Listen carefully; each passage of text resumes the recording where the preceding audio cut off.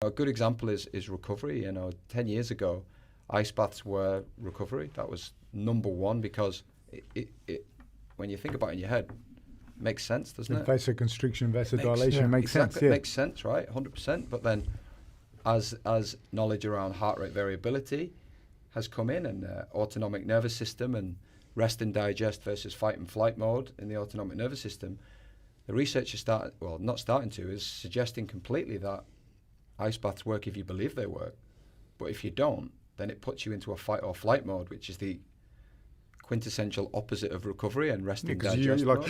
Because you're tense. And I've watched this empirically as a younger coach, thinking this doesn't really make sense to me, and I've enforced it earlier on in my career where I'm thinking, no, ice baths work. I've read the research, but I was using confirmational bias, and if I didn't review that, and if science and research didn't advance us in that area, we wouldn't be where we are now, where we know that it works. If you believe it works, absolutely. But if you acutely don't believe it works, it's probably not helping you. It's funny you say that because ice baths have always been like the go-to thing for recovery.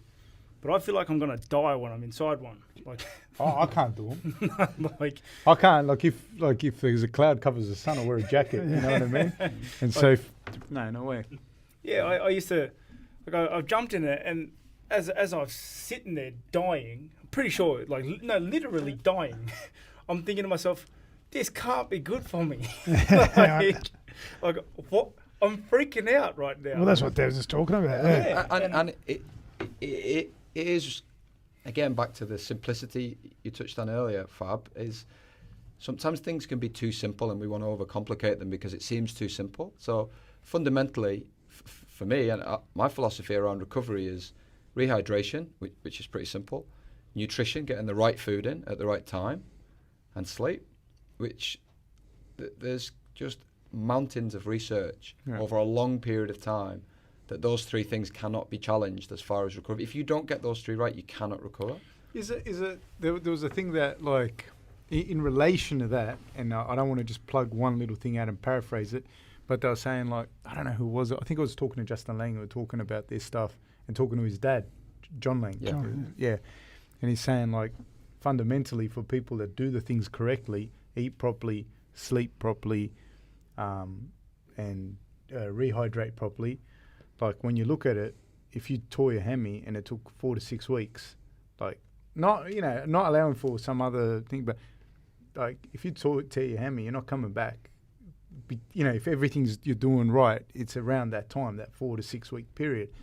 And you're saying it's simple and blah blah blah blah blah, but people try and do I see it when we go when we go to the UFC and that they're using every gadget, everything they can. They look like they're going out of space, and then after the fight, or maybe not even after the fight, but I see them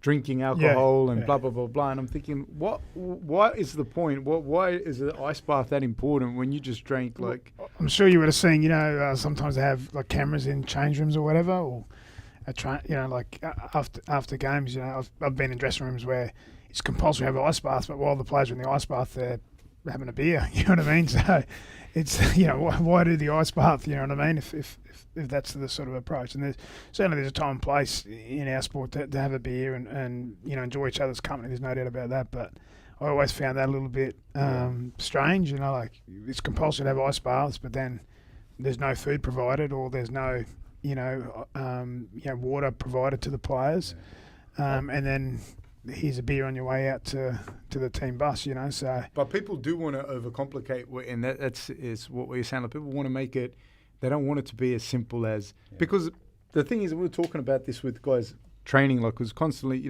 people might say, they'll come train with Rob or whatever and da-da-da. And it's not easy what he does, what Izzy does, what Jacob does, David.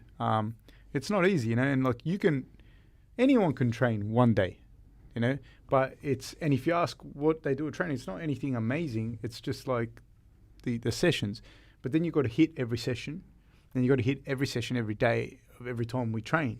And then that becomes the most boring part is you got to go home, eat properly, drink properly, sleep at the right time, and then come back and do it again the Yeah. next day. It's not sexy, man. That's where habits. No, You talked it's about not. habits. You talked about habits before. There's a great book called The Power of Habit, and when you read it, it's one of those books where you read and you kind of laugh to yourself. You think, oh my God, that's me. And it, one of the early parts of the book, it says, think about what you do from the minute you wake up in the morning.